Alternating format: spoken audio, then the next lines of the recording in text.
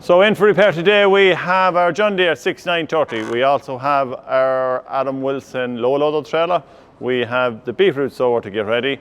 We have our Case CVX 175 and we have a few other odd jobs going on the farm as well. So first of all, what do you think? If you like me sign that, just give me a thumbs up for me sign. And a few guys were also claiming or were getting on to me about the shadow boards there being empty because as you can see, they're all back full again now and we found all our tools. So yeah, all good to go this week. So one job we have on this morning here is to put tie down shackles on our Wilson trailer. Now we have a number on it, but John B is not happy. He needs extra ones on it and we've decided to put at least 3 each side, if not 4. So just to position them out, we can see here at the back we have one on the end here, but then we're probably missing a few, David, in the middle, aren't we? Yeah, if you go tie a tractor down, you have your tractor, if you have 2 on it, this one is no good to you because it's too far back. So you need one to break it up. We've nothing in between, like only them little hoops, and they're no addition. Right, okay, so David, then are we going to weld them here on the outside? What's the plan? Yeah, well the plan, it seems to have plenty up the front and kind of it's lacking them here along the wheels, so that's the plan there. We're going to put these lads on here so they'll fold down. And it'll be nice and neat when they're not being used. And we pull up and we get a shackle on them there. So we're talking about putting one there, another one here, another one over the 3 axles. Yeah, just to make sure so there's plenty of tie down points for like especially if you're, I suppose, carrying tractor at the front and a tractor at the back or whatever. Yeah. Well, even the track machine, it's a good bit back, isn't it? Well, you see, you need to keep your tractor machine forward for weight on the drawbar. Yeah. So it's not too bad up there to tie down, but we've nothing here. Yeah. Yeah. When we come back here, so yeah, look, if we pick these up and we're just going to weld these on. We'll see, maybe putting another one on as well. We'll see as we go along. We might put another one up the front as well. Yeah, for the sake of getting another one. Because he probably won't be happy anyway, so, you know, he'll have very hard to please. You want to put a strap right around the motor. Yeah. So, yeah, well, look, you're going to crack on at that. Yeah. And get that sorted there this morning, and that's another job out of the way. Okay.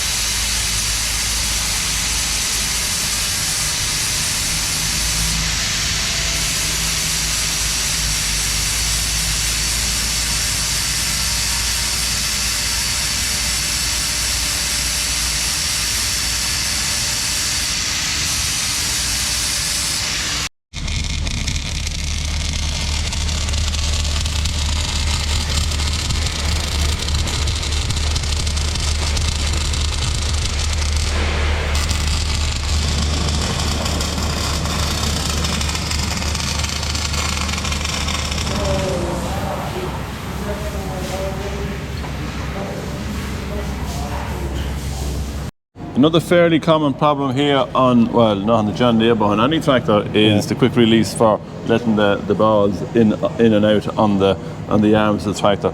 So this one has got damaged, as you can see. How high is that? Oh yeah, that's this way, isn't it, Marco? Yeah. And the top of it, or somebody maybe lifted the arm up again the implement instead of, you know what goes on. It's broke off, which means that we can't actually pull it back here. Well, you could pull it back with a screwdriver, but a great thing to catch your fingers, isn't it? Oh, many times once. Yeah, so we're going to replace it. Now this one here it's a watershed replacement part. It's not a John Deere part, but I don't think it makes any real difference because it's fairly common and it looks to be the same, doesn't it? Yeah, it looks the same. All this end is the same. I hope this gonna catch this. So what have you here? Probably put new roll pins in it as well? Yeah, new roll pins, in case. Yeah, okay, well, shall we let you walk away at that? Spring it comes with it and all, doesn't it? Yeah, spring, all it's on. For lifting. Good man, leave that with you. Yeah, thank you. Well, Marco, you have... Yeah, this... Sit back in anyway. So, it's a matter of just putting in the new part, putting in a new roll pin as well, right? Yeah. New roll pins. This now be handy for guys. Yeah, instead of catching your fingers. Now, the idea of the little shackles on them was that they used to run like a wire rope, plastic wire rope, up into the cab, so that actually when you were, say you're on your own and you wanted to pick up an implement and you wanted to pull these back, rather than getting out of the tractor, you could pull them from the cab. And if you're a good enough driver, Marco, you could go in and clip them up there. So And we could be bollocks. The young lads today wouldn't be able for that, so they wouldn't. You might. Yeah, I might. So just going to put a little bit of spray on it here, and who's gonna spray me? Get good Michelangelo. yeah, no, you can spray it there. It's only about a little bit higher on the top there. It'll take the black look off it. Yeah, okay. Right. No, I'm not good on this. It's under here.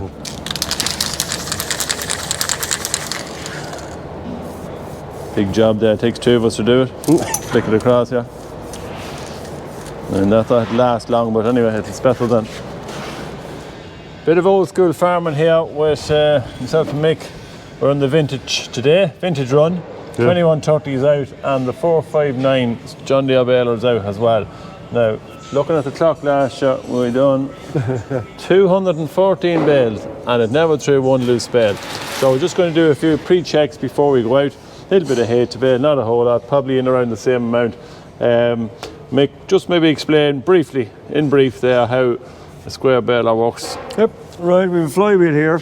That carries it through its idle strokes, keeps it the weight of it spinning. Pick up reel, auger, in, packer arm, Yep. out, into the box. As the chamber moves back and forth, you have a knife on the left hand side there, that slices every time and pushes it through. Yeah. Then it comes back down here. And here we have the knotter mechanism, which is probably the nightmare of everyone, but this thing has been unreal.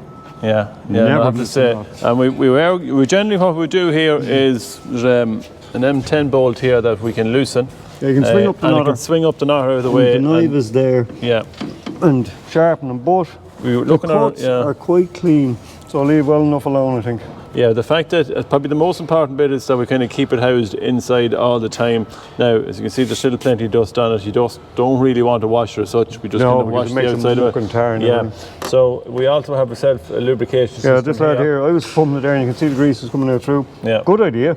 Very good idea. That's all this little series of pipes here, network on it. And I think, Mick, we're just going to go ahead for field away, haven't we? Basically what happens then, you have a star wheel here, and as the bale goes out, this rotates this lifts it up, trips it, and the knotter cycles and ties the knot. Yeah. And goes to twine as well. And you'll see the needles there from just underneath on it there. You can't see them this side, there's a gate here. Yeah, you the needle comes up with the twine The to twine catch is on the it. upper one. So it's a fairly sophisticated bit of mechanism, really, isn't it? And the timing is crucial, obviously. Oh, totally critical. Yeah. You go wrong and that thing start banging off each other, which is not. Yeah. Now, if you do happen to pick up maybe a large clump of hay or whatever it is, we have a shear bolt system on the And a flywheel. slip clutch, And a slip clutch. which Yeah. ideally you should let go, shine it up and tighten again, but Yeah, so we have our slip clutch here on the end of a PTO, and Shear then bolt as it there. comes in here, it's a shear bolt, and it's an M, I don't know what it is, I think it's an M. It's an 8, it says. It's an MH, yeah, but it's a 14 header or 9/16. And again, it's just, you can see it here, there's a little kind of a flange in at the back of that sits It's like in an it. extra flywheel to the Connects- spline yeah, to a it's a plate connection. here, which gives you a drive. So it can be quite hard to twist, and it can be quite hard to unlock it sometimes as well when it bungs Stuff. up, when stuff's up, so you just have to, you get plenty of strength. Well, I don't know, it's a good Better idea to than go going to the backwards. gym. So right in here then we need to grease the plunger and the track, and we can bring it up here. There's grease nipple on top. I think there's one in the back as well. Well, they used to be on the Well, international. I can't see that one. There's definitely one here, Mick, and I think there is one underneath as well. So we just put a shot of grease into that. We have oiled up all the chains, very few chains on it as well. You pushing it? Yeah, Yeah, but don't. go on.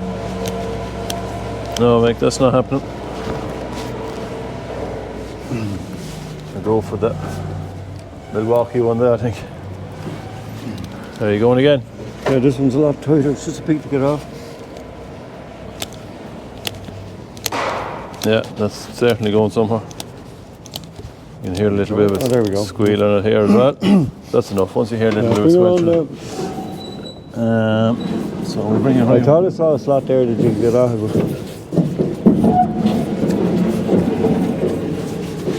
There's no one there. I don't think there is. I think it's only on this side.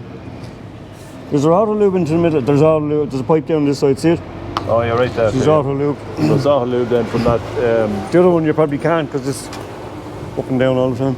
So that's really it. Another chain here, and I can give it a spin there. Hold on, I get the grease.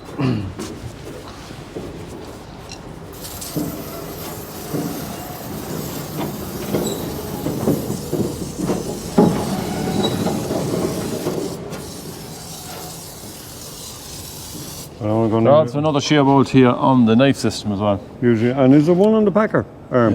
No, I think there's only two on it. There's one here on the flywheel and one here on the. So that's really it. Now hopefully she works all right. Time will tell. Head for the field. So we have our parts here for our CVX 175. Got them there yesterday, and I think we have everything, Mick, have we? Pretty much. We have a couple of boxes here, so we're just going to compare and contrast the difference between the old parts and the new parts and see exactly. First up we have the old shaft, and as you can see here, turn around that way, that's exactly same length, so that's good to go. So new shaft to go into it. Up next we have this colour here. This is the new one, that's the old one. This is the new cap, and straight away that's too loose. You put that on there, and just mind the threads, Mick. Nice and tight. Now, Mick, there is a small modification on these compared to the old one, and we can see that this coupler here is what the bearing sits into. It's actually tapped for these grub screws. And they lock and collar. Yeah, so that is the modification, whereas we see the older one, which is here, while it has the holes in it, they were never tapped. Now this one is completely goosed as well because that's the one on that one. Most of the wear seems. Try that one on that. But actually, it's not completely. It's here. Yeah, it's not completely, but the wear is on that. Plus the keyway is chewed out of it. It's chewed out of it, so that bit is obsolete. Possibly could get away with this, but we had done the facility though to lock it. Yeah. So we're going to have to put the new one on that. So after that, then we just have a couple of hardy spicers to put into the joints. This end of it is going to be okay, and I think that's it. Now the mudguard bracket was another repair we have to do on the tractor. And I think we have all those parts as well. So if we can bring that up there, Mick, we can see what goes into that and what way that's. We have a series of bearings, I think, and a spring, is it? Yeah. I have them down here. Right. So